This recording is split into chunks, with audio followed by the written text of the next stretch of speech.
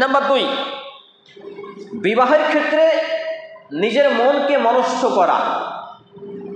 এক্ষেত্রে কিতাবুন নিকাহ সহ একাধিক অধ্যায়গুলো যদি আমরা অধ্যয়ন করি সুনানে আবু দাউদ গ্রন্থে এবং বিবাহ কেন্দ্রিক যতগুলো পুস্তক রয়েছে, বই রয়েছে,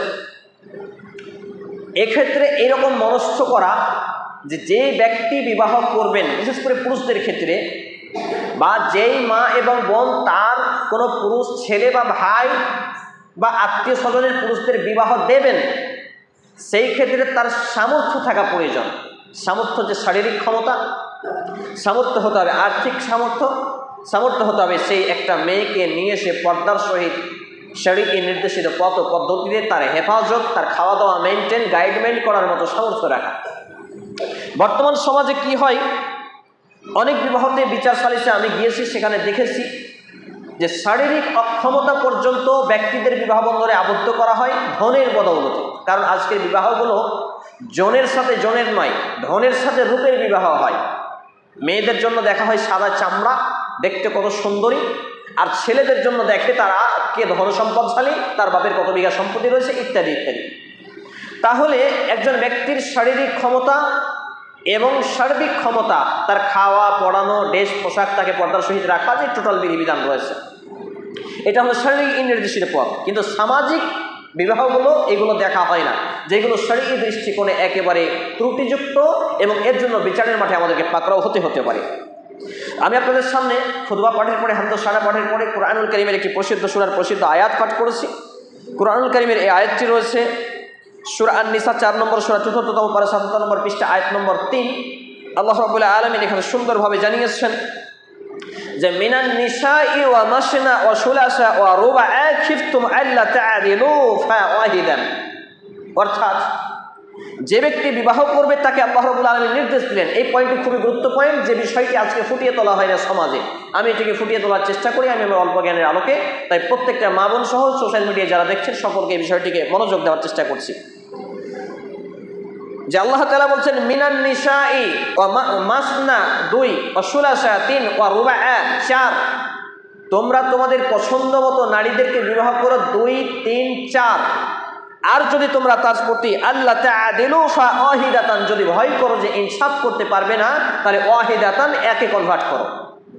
এই আয়াতে কারিমে একটি চমৎকারত্ব দেখুন, যে সাধারণত গণনার ক্ষেত্রে হয় 1, 2, 3, 4, কিন্তু আল্লাহ রাব্বুল আলামিন সূরা আন-নিসা 4 নম্বর সূরা ৪র্থতম পারা ৭৭ নম্বর পৃষ্ঠা আয়াত নম্বর 3-এ বলছেন যে তোমরা পুরুষদেরকে নির্দেশ করেছেন তোমাদের নারীদের পছন্দ মতো দেখে শুনে চয়েস করে বিবাহ করো, 2টা, 3টা অথবা 4টা। যদি তোমাদের ইনসাফ করার সামর্থ্য না থাকে, শারীরিক সামর্থ্য না থাকে, তাদের খাওয়া পড়ার সামর্থ্য না রাখো, তাহলে ওয়াহিদাতান, একে কনভার্ট করো। 1, 2, 3, 4 বললেন না আল্লাহ তাআলা, বরঞ্চ 2, 3, 4 বললেন। এই আয়াতে কারিমার একটি হিকমা হচ্ছে যে আমরা হচ্ছে উম্মতে মুহাম্মাদের শেষ উম্মাহ। তো উম্মতে মুহাম্মাদের শেষ উম্মার নারী সংখ্যা হবে বেশি, কারণ নবী মুহাম্মদ রাসূলুল্লাহ সাল্লাল্লাহু আলাইহি ওয়াসাল্লাম কিতাবুল ফিতান সহিহ বুখারী গ্রন্থের হাদিস রয়েছে যে অতদিন পর্যন্ত কিয়ামত হবে না যতদিন পর্যন্ত নারীর সংখ্যা পুরুষের থেকে বেশি না হচ্ছে। তাহলে নবী মুহাম্মদ রাসূলুল্লাহ সাল্লাল্লাহু আলাইহি ওয়াসাল্লামের একটি ভবিষ্যৎবাণী হলো নারীর সংখ্যা বেড়ে যাবে পৃথিবী ধ্বংসের আগে মুহূর্তে। তাহলে আল্লাহ রাব্বুল আলামিন জানেন যে নবী মুহাম্মদ সাল্লাল্লাহু আলাইহি ওয়াসাল্লাম হলেন আল্লাহর প্রেরিত শেষ নবী এবং রাসূল। এরপরে আর পৃথিবী চলবে না, মানে এটা আমরা লাস্ট জেনারেশন, আমরা লাস্ট উম্মাহ, আমাদের পরে আর কোনো উম্মাহ আসবেন না। সেই সূত্রে নারীর সংখ্যা যেহেতু বেড়ে যাবে, তাই আল্লাহ রাব্বুল আলামিন তার প্রিয় হাবিবের মুহাম্মদ রাসূলুল্লাহ সাল্লাল্লাহু আলাইহি সাল্লামের উম্মাহকে 2, 3, 4টি বিবাহের অনুমতি দিলেন। ফ্যানটা বন্ধ করে দিয়ে তো। এটা এখানে যে হিকমাটা হলো, খুব মনোযোগ দেবেন। আজকে আমাদের সমাজে নারীদের সবথেকে বড় ভয়ঙ্কর দুর্বলতা হলো যে তারা তাদের স্বামীদের একাধিক অ্যাফায়ার অর্থাৎ অবৈধ সম্পর্ক মেনে নিতে পারে। নারীরা তারা তাদের সম্পর্কে তাদের স্বামীদের একাধিক অবৈধ সম্পর্ক মেনে নেয়, কিন্তু তার স্বামীর শারীরিক সামর্থ্য রয়েছে, আর্থিক সামর্থ্য রয়েছে, রাখার সামর্থ্য রয়েছে, তাকে উপার্জন করে খাওয়ানোর সামর্থ্য রয়েছে, এমন স্বামীদেরকে তারা একাধিক বিবাহ দিতে চান না, মানে সতীনের সঙ্গে ঘর করতে চান না। এটা হচ্ছে ইসলামে জ্ঞান না থাকার একটি ভয়ঙ্কর কারণ। অর্থাৎ মনে করুন আমার বোন হয়তো নাকটা মোটা, ঠোঁটটা মোটা, চোখগুলো একটু আলাদা, রংটা একটু ময়লা, এই জন্যই আজকে বর্তমানে বিয়ে হচ্ছে না। কিন্তু যদি একাধিক বিবাহ, একের অধিক স্ত্রী গ্রহণ সামর্থ্যবানদের জন্য আমরা এটাকে ইজি করি, সমাজে এটাকে রূপ দিতে পারি, বাস্তবে এটাকে থ্রো করতে পারি, তাহলে আমার বোনটা অন্যের দ্বিতীয়, তৃতীয়, চতুর্থ স্ত্রী হতে পারে। এটা সহজভাবে বিবাহটাকে সহজ করা যায়। কারণ একটা সাহাবীর ঘটনা আমরা জানি, নবী মুহাম্মদ রাসূলুল্লাহ সাল্লাল্লাহু আলাইহি সাল্লামের কাছে অভিযোগ করলেন, ইয়া রাসূলুল্লাহ, ইয়া হাবিবাল্লাহ, হে আল্লাহর রাসূল, হে আল্লাহর বন্ধু, আমার অভাব অনটন দূর হচ্ছে না, আমাকে কিছু পরামর্শ দেন। তিনি বললেন যে বিবাহ করো। একটি বিবাহ করলেন, অভাব মিটছে না। আরেকটি বিবাহ করতে আদেশ করলেন, অভাব মিটছে না। আরেকটি বিবাহ করতে আদেশ করলেন, অভাব মিটছে না। চতুর্থ বিবাহ করার পর হঠাৎ করে একদিন আল্লাহ রাসূল সাল্লাল্লাহু আলাইহি সাল্লামের হাতে এসে যাকাতের সম্পদ দিয়েছেন। আল্লাহ রাসূল নেন অর্থ সম্পদ।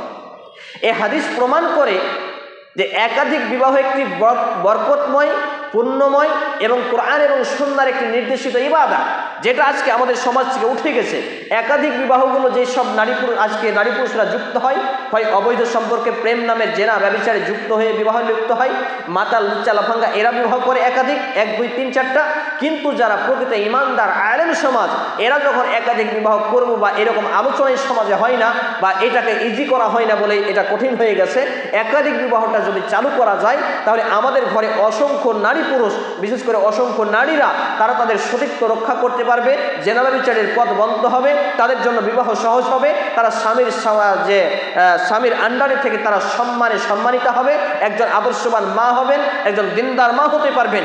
এই জন্য প্রত্যেকটা নারীর এমন টেন্ডেন্সি রাখা উচিত যে তারা তাদের সামর্থ্যবান পুরুষদের, স্বামীদের একাধিক বিবাহতে উদ্বুদ্ধ করবে। আমার স্ত্রী আলহামদুলিল্লাহ এটাকে পারমিশন করেছে এবং আমার জন্য দ্বিতীয় মাসনা স্ত্রী হিসেবে খোঁজাখুঁজি করেছে। আমি এটা এই জন্যই থ্রো করছি, আমি আমার ছেলের ইনশাআল্লাহ তাআলা, আজকে 7 বছর বয়স, আমার ছেলেকে সেভাবে লালন পালন করছি যে আমার ছেলের 4টা বিবাহ যদি সামর্থ্য থাকে, আমি নিজে দায়িত্বে পিতা হিসেবে 4টা বিয়ে দিব আমার ছেলের। আমার মেয়ে আজকে 6 বছর বয়স, ইনশাআল্লাহ তাআলা আমার মেয়ে যে স্বামী হবে তার সাথে চুক্তিনামা, একটা চুক্তিপত্র থাকবে যে তার স্বামী যে হবে তাকে একাধিক বিবাহ করতে হবে। আমি চাচ্ছি জেনা ব্যভিচার মুক্ত বিবাহকে সহজ করে, পবিত্র বন্ধন আল্লাহ প্রদত্ত বিধানকে সহজ করে দেওয়া।